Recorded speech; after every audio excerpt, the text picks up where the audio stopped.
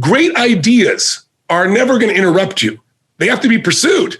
And if you don't pursue them, you're going to get what everybody else has, which is all this fear, all this uncertainty, all this stuff that won't work, because everybody's focused on what won't work, what can't happen. Why? Because they're afraid. They're afraid to fail. They're afraid to try and feel like they're not enough. So you got to stand guard of that mind by feeding your mind. Jim Rohn used to say to me, success leaves clues. If you want things to get better, you got to get better. If you want things to change, you got to change. But you got to do it deliberately and consciously. And he used to say to me constantly, he said, Tony, you've got to constantly find a way to feed that mind, something that's got strategy in it, philosophy, something that's going to improve the quality of your life. And if you really learn it, you can help the people you love with the things you learn. And so I got hooked. And so I decided I'm going to read a book a day. I took a speed reading course, and I didn't read a book a day, but I read 700 books over the period of 7 years, all in the area of philosophy, physiology, emotion, the things to me that mattered most. And what I really try to do is each day try to use something I learned, not just read, not just let my learning lead to knowledge. Jim used to say, if you let your learning lead to knowledge, you become a fool. If you let your learning lead to action, that's when your life changes. So I started being aware of who was saying what I was taking in. Jim used to say, success leaves clues. If someone's successful, they're not lucky. They're doing something different than you. Figure out what they're doing different. And he said, the first thing is find out what they're reading. I remember he said to me something funny. He said, find out what poor people read and don't read it. And when he said poor, he didn't just mean financially poor. He meant people that were unhappy, people that had no sense of meaning in their life, people that were financially strapped because they weren't managing to add value to other people, people that found themselves not taking care of their relationships in their body. Poor isn't just money. Wealth isn't just money. It's emotional, spiritual, everything. He said, so find out what successful people do, what wealthy people read, what happy people read, and read that. Want to be happy? Build a life, not just a business. Hey, it's Evan Carmichael, and this channel was created to help you overcome the #1 challenge that is holding you back, a lack of belief in yourself. You watch these videos because you know there's something more inside you too. You've got Michael Jordan level genius at something. So today, let's live your best belief life and learn how to raise our standards with Tony Robbins. Enjoy. Rule number 2, decide what to focus on. Every moment of your life, you're answering 3 questions. First question is, what are you going to focus on? So the most powerful decision we make, and most of us don't make it consciously, is what are we going to focus on? We don't focus on everything. We focus on a small number of things, and that's what we experience in life. Because you could be focusing right now on the blood rushing through your left ear or the touch of your clothes against your skin, but you don't. Most of what your brain does is distort, delete, and generalize. That makes life simple. And the problem is when you distort, delete, and generalize, you miss a lot of your life. And focus, write down, equals feeling.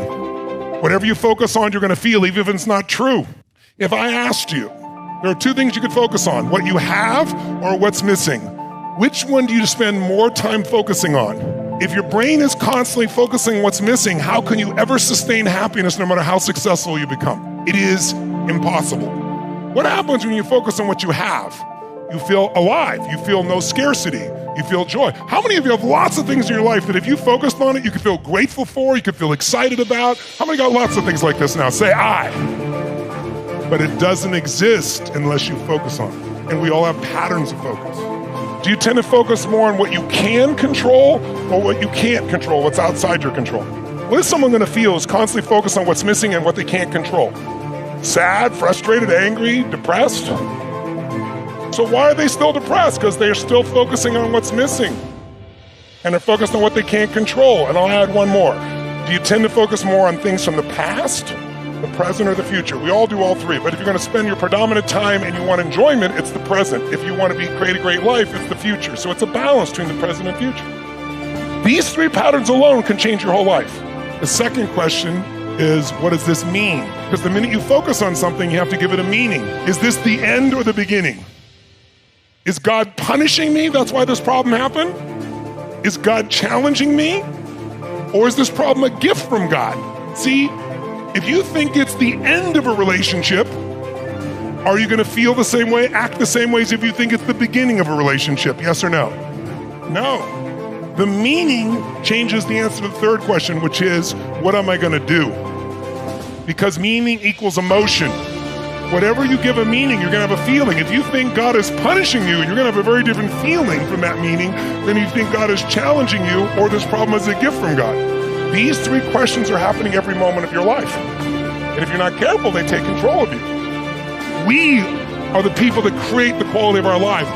We got to change what's going on here and here. Rule number 3, expand your identity. Why is identity so important for us to shape a positive, powerful identity? Well, first of all, so everybody understands what I mean by identity is we all have a way of identifying ourselves. We have a way of labeling ourselves.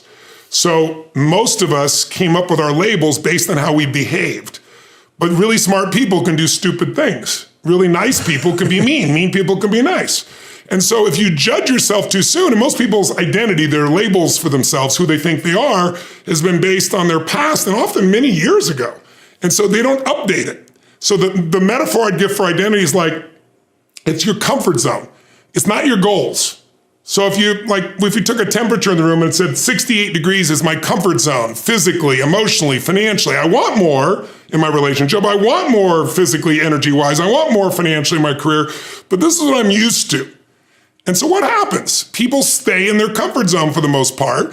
And then let's say something happens and you dip. You're a 68 degreer, that's your mentality, and you drop down to 62, 61, 60, somewhere around 60 or 59, the heaters kick on and go, whoa, whoa, whoa.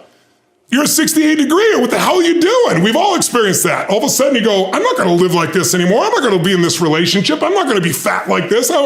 Boom, and you get this drive and you start to change. But what most people don't understand is it happens on the upper end too.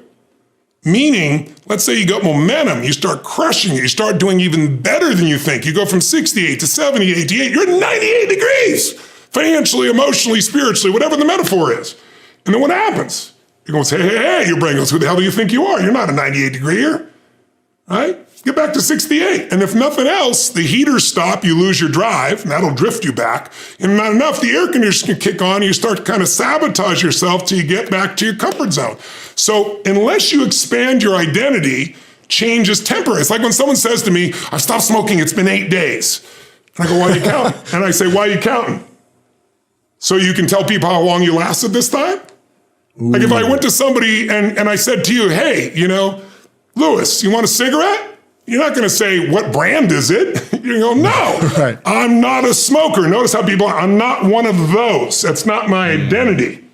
Identity is the strongest force in the human personality. If you look at Lance Armstrong, who has a mixed identity now in the culture, this is a guy that had to win and found a way to win. So when he was told he had cancer in his lungs, in his brain, and in his testicles, and he rides a bike, and he's going to die, his answer was, no, I'm a champion. I find the way. I will find the answer. And he did. Now, unfortunately, he bent the rules around the sport, and it kind of ruined his reputation, obviously. But that mentality, his identity is why he survived. Other people told they have cancer, and they're like, it's over. They give up. They start arranging their affairs. And so that psychological difference is the number one thing I work with people on, because unless you expand your identity, you're going to basically keep where you are. You might improve a little or not. You might go up and down a bit, but you're going to stay within a realm. If you're going to have an explosive breakthrough to another level, physically, mentally, financially, spiritually, then we got to not only give you the tools, we got to shift that internal sense of who you really are and have you find that you are more than anything that's ever happened to you, that you can handle whatever shows up, even if it's incredibly scary or uncomfortable. Rule number 4, change your psychology. The difference between making it or not is psychology and skill. You need them both. And honestly, skill is the smaller of the two. I'm going to give you a ton of strategies this week. I'm going to do psychology first, and you're going to see why as this day goes by, because you're going to discover when people stand up and we figure out what's the chokehold on their business, 80% of the time, it's going to be their psychology. The chokehold on the growth of your business is the psychology and skills of the leader, period. That's it. And if we change those two things, skills too, marketing skills, financial intelligence, recruiting, training, all those things. We train those too. Don't get me wrong, we got to do the skills also.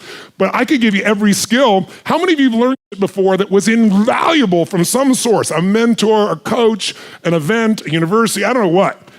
And you were excited about it, and then you never actually followed through. Who's done this before? Say, I. Listen, knowledge is not power. Execution trumps knowledge every day of the week. My goal is to make you execute. I can't make you, but I can get you where you tap into that part of yourself. And that shift is the most important shift of these few days. Also, to make sure you're actually taking action after watching this video, I've designed a special free worksheet just for this video. The worksheet will highlight all of the lessons learned in this video, as well as pull out our 3 favorite learnings and quotes that will inspire you to actually do something. The worksheet will also give you space to write down what your key takeaways are and your specific plan of action to make sure you're getting results. If you want the worksheet designed specifically for this video, absolutely for free, there's a link in the description below. Go click on it and start building the momentum in your life and your business. I'll see you there. Rule number 5, feed your mind. I developed this little system, and the system is really simple. And I tell people now, as I say, number 1, every single day, you got to feed and strengthen your mind. Until you do that, you're always going to be in fear. Because fear is automatic. The human brain is designed for survival. It's not designed for success. Your brain is not designed to make you happy. That's your job. Right. And the only way you're going to do it is if you feed your mind, because otherwise, weeds grow automatically. My coach, my mentor, Jim Rohn, used to tell me, so Tony, every day you got to stand guard at the door of your mind. You got to watch what's going in, because if you're not careful, stuff will go in. And he said, not all the times it's somebody who cares about you. He said, if your family. If your worst enemy puts sugar in your coffee, he said, what happens? I said, you got sweet coffee. He goes, what if your best friend by accident, or your family, don't mean to, they drop 1 drop of strychnine in your coffee, you're dead. He said, so life, sugar, and strychnine, and watch a coffee, right? Right. So every day I decided, I'm old enough, honestly, there was no internet those days. I'm pretty ancient. I used to go to the library because it's the only place you go. And I'd read biographies, I'd read people's lives, and it'd make me go, wait a second, as bad as I think it is, the greatest people in the world had it worse. Sure. So there's something here. So you feed your mind. Jim Rohn used to say to me, skip a meal, but don't skip reading. He said, read 30 minutes a day, I don't give a damn what it is. And today, I don't mean internet crap, I mean, read something, a biography, read something that's a strategy, read something that's going to change your life. Rule number 6, unlock your own true nature. All of us, we could take our work and think of work as being like a gift. I personally believe that one of the greatest gifts outside my love that I can give another human being is my labor. But there's 3 gifts of labor you might have within your nature, meaning you can master anything. But under stress, people tend to go back to their true nature. And there are 3 gifts of labor that you can give. One of those gifts we might call the gift of being an artist, or a talent, or another word for it would be a truly skilled producer. Some people, the reason you know this is your gift is what you love to do is to create a product or service and deliver it to people, and you're enamored by that. The woman over here who was doing the work, if you recall, in hospice, she would be a perfect example of an artist. She's not in it. She wants to make money, don't get me wrong, but she would never trade the money for the impact. So when someone is in it as an artist, and by the way, most businesses are started by artists. There's somebody who was an amazing negotiator, an amazing fashion designer, amazing code writer. And they said, I work for this company and they don't do a good job for customers and I can do a better job. I don't work for them, and they start their own company thinking that the company is all driven just by the sales or the negotiation or the code or the fashion. But a company is much more complex than that, especially as it grows. So an artist is in it for the impact. And yes, they want to make money, don't get me wrong, but it's not the first thing and they won't trade it. When I talk to artists about selling their business, they look at me like I'm trying to sell their child. The second gift you might have is the gift of being a manager leader. A manager leader is someone who lives to manage people and processes. They love to figure out how to maximize a business by changing the gears, creating a new process, working with people. And those people love it. Now, they are not artists in that their talent or skill, they're not there delivering it directly to the client. They want to work on the people that are directly delivering to the client. They want to work on the system that makes this business work. And so they think it differently. They're inspired by different things. They make different decisions. Is one better or worse than the other? Yes or no? No, they're just different. And by the way, you might say I have both those skills. I bet you do, but they're not equal because they're different types of skills. So you might have them both, but there's one that is your true nature, that when things are going well, you're going to go back to it. When things are really up, you're going to go back to it. Under stress and under excitement, we return to our nature. By the way, a great company can't be great without great artists, talent, who really deliver extraordinary products or services. A company cannot maintain greatness and grow unless they have some great manager leaders who can run the process and the people. They're both critical components. The third choice of service, the third gift you can give, is that of an entrepreneur. And while most of you in this room would call yourself an entrepreneur and you would be entrepreneurial, by this definition, it's a little different. Most people think of an entrepreneur as anybody who starts multiple businesses. No, that's not true. Some artists are multiple businesses because they want to get all kinds of things for all kinds of people. Some managers want to do multiple businesses so they feel like they got multiple systems. But an entrepreneur is in it for one thing, the juice of risk. They want to make money. And by the way, an entrepreneur, will they sell this business? Yes or no? For the right price, they'll sell anything. And their mindset is, sell it, I'll start another one. Sell it, I'll buy another one. They are not attached. They might enjoy the product or service. They might be proud of the product or service, but they're in it for the risk. And they're the kind of person that when they lose massively, they jump up, dust themselves off, and want to do it again. Rule number 7, use pain to grow. Why is it that we often wait to experience pain before we decide to change a part of our lives, make a different choice, to create a shift? Why is it that we wait so often for stress and pressure? I had that question was burning at me because, I was traveling around, had the privilege of this stage of life, traveling around the earth and working with people from every walk of life, right? 100 plus countries I've worked in. And I'd see the same problems, even though you be in different cultures. Like, go to an Asian culture, it's not about the individual, it's about the group, right? But I'd still see the same problems. And then I got obsessed with it. Like, okay, what's the common human experience? Because I'm seeing the same problems, even though it's a different culture, even though it's different beliefs. Right? And I began to realize that there are certain human needs. And there were 6 that I identified that I've used ever since, and it's helped me understand. And so one of those needs is certainty. And it's the base human need. Certainty that you can avoid pain and that you can be comfortable is the most basic need. It's a survival need, because if you have continuous pain, that's continuous damage. Continuous damage equals death, right? But what happens for people is most people, that first basic need is where they live. They don't grow. Another need, the second need, is uncertainty. Because ironically, if you're certain all the time, you're bored out of your mind. If you're completely uncertain, you're kind of freaked out. And a balance is not it. It's the ability to use both, enter both worlds. And then there's the need for significance, which is a big part of our culture today, thanks to social media. That need to feel special, unique, important, right? It can be a very positive emotion or need. It can be very negative depending upon how it's used, how it's directed. And then there's the need for connection and love, which everybody has. And those 4 needs, everybody finds a way to meet. Even if you have to lie to yourself, work 20-hour days, you're going to find certainty somehow. You're going to find variety. You're going to find some form of significance. Some people do it by tearing other people down. Some people do it by working harder. It's different. You're going to find some level of at least connection, if not love. But the final 2 are what make people feel alive, which is growing. Everything in the universe grows or dies. And contributing. Everything in the universe contributes or it's eventually eliminated by evolution. So those are the spiritual needs, growth and contribution, where you get beyond yourself. And I think that the majority of us don't take moves because of fear, and fear is just uncertainty.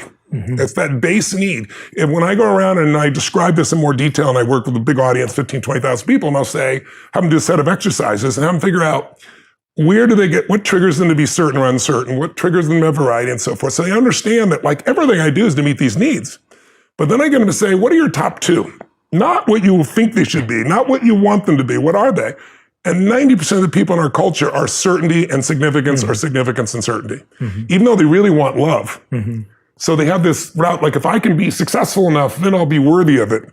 Or if I can just control it enough and know it's that way, but you can't control love, right?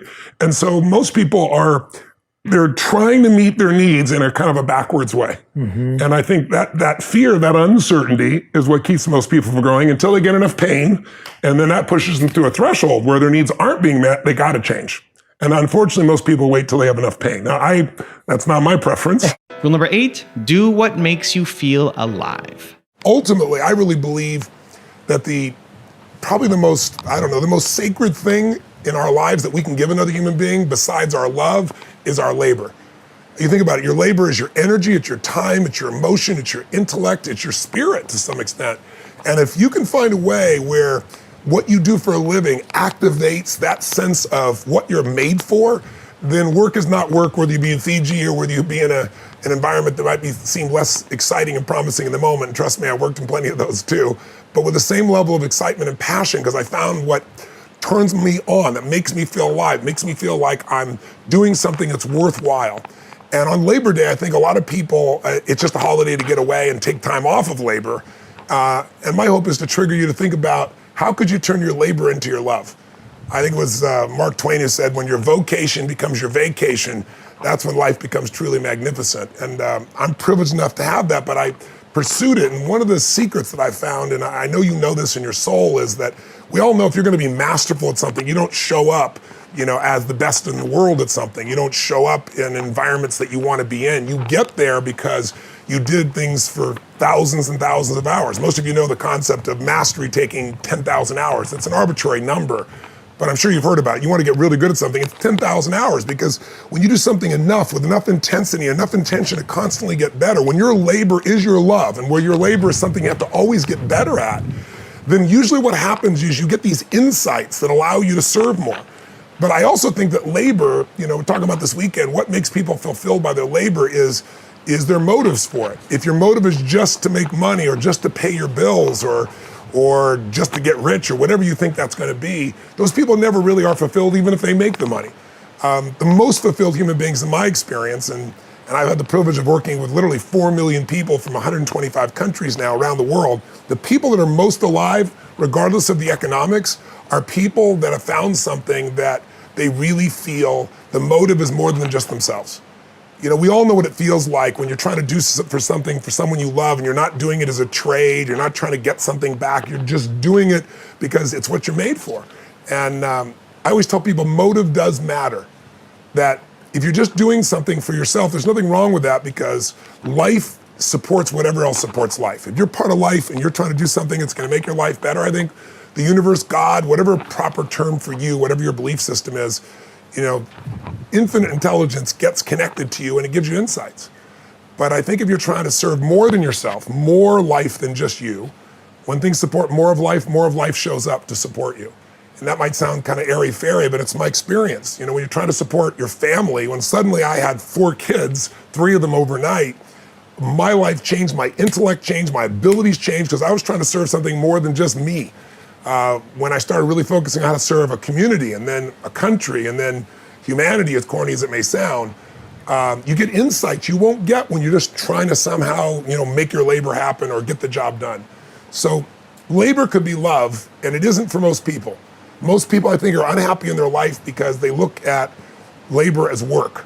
They look at it as, why should I have to effort so much? And in my experience, effort is the reward. If you are doing something you love, it's there. So if you don't have it, you might say, Tony, that's all wonderful. You're in Fiji and you do what you love and I don't have that. Thanks so much for giving me the lecture. I'm not coming from that place.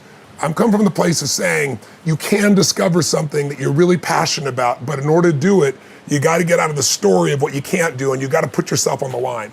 Rule number 9, trade your expectations for appreciation. Here is the secret to ending your suffering.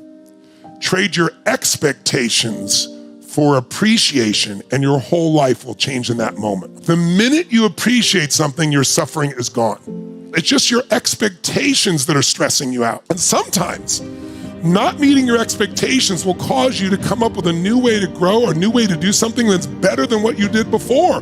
What would your life be like if you made this decision today for real? Screw everything else. We've got a million other things we're going to do to improve your life. What if you really made a real decision? You said, I am not suffering anymore. Life is too short to suffer. I'm going to live in a beautiful state. I'm going to have a good time every day, no matter what. And I'm going to catch myself. I know I'll get off target for a minute, but I'll catch it and get right back in a beautiful state. The minute you stop complaining about your kids, but you look at the things you love in them, the minute you stop complaining about your partners and you think about what's a better way to get through them, this is a chance for me to grow and expand. The minute you appreciate anything, your suffering is over. Because loss, less, and never is always a lie. You don't lose something, you gain a new option. You aren't in a place where you can never do it again except when you believe that. Because whatever you believe, you're going to live. A new set of appreciations and suffering is over. Remember, there's an old phrase, it says, don't sweat the small stuff. And the second rule is, it's all small stuff, right? What would life be like if all the things you get frustrated by, or stressed about, or worried about, if you just wouldn't indulge in them anymore? If you started to, you'd catch it within 30 seconds or less and snap out of it, and find yourself focusing on something you could appreciate, or something you'd love, or something you're grateful for, or someone you love. If you were to train your mind and heart and body to live in a beautiful state every day, no matter what, how much more magnificent would your life be? How much more joy would fill your body? Because when you're grateful, suffering disappears, doesn't it? You can't be angry and grateful simultaneously. They don't go together. Every problem is temporary. Only your soul is permanent. And rule number 10, the last one before some very special bonus clips, is make progress. When you look at what makes people really feel alive, there's very few things that compete with growing and, of course, giving. And where does growth come from? First of all, without it, life feels pretty dead inside. We're all trying to mark something that gives us a sense of aliveness. People ask me all the time, what does it really take to be happy? And I can give it to you in one word: progress.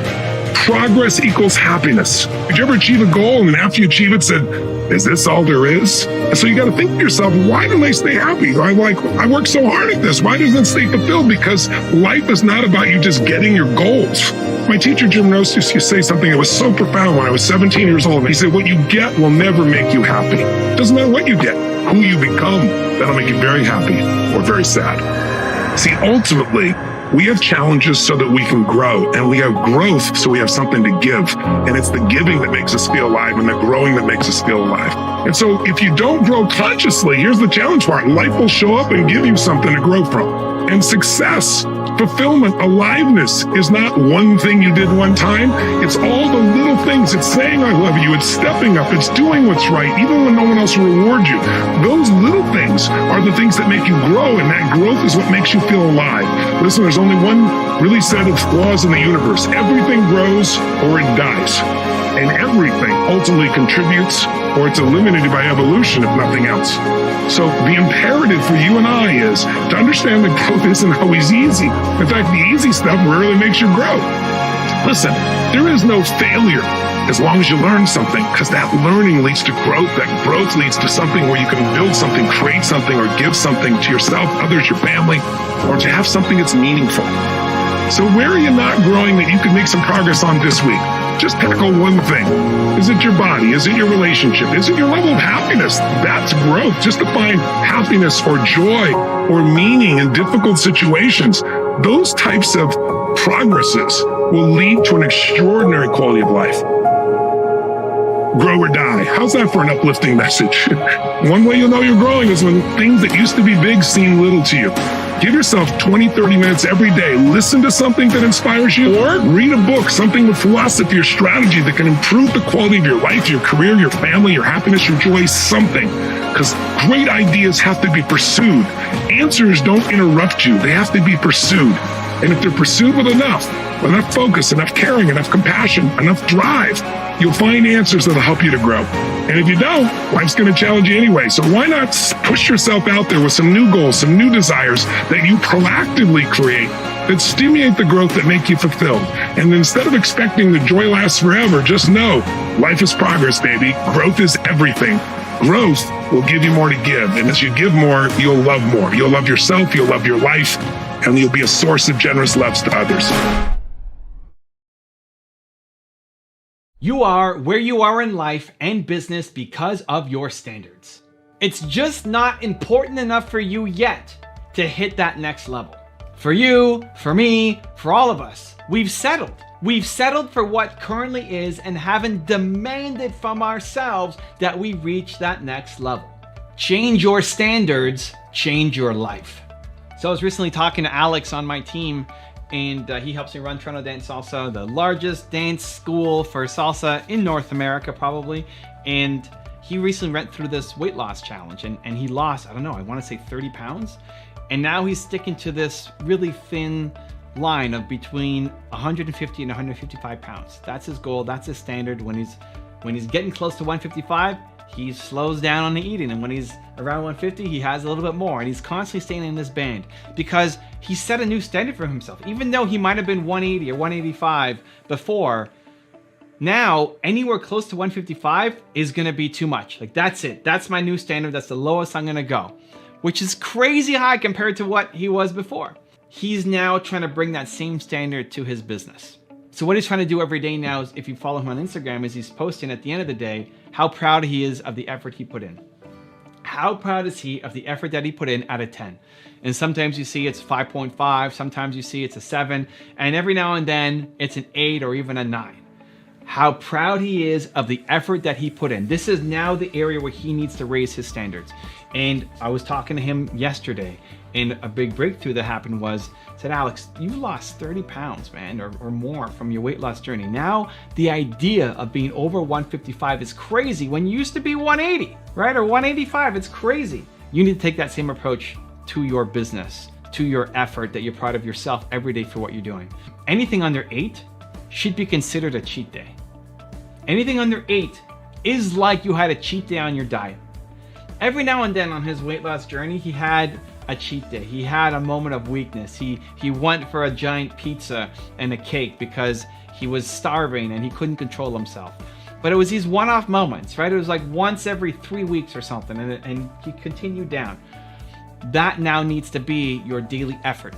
If it's under 8, that's like you're eating cake and pizza.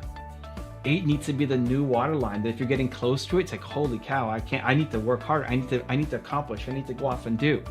Just like 155 now is that benchmark for himself.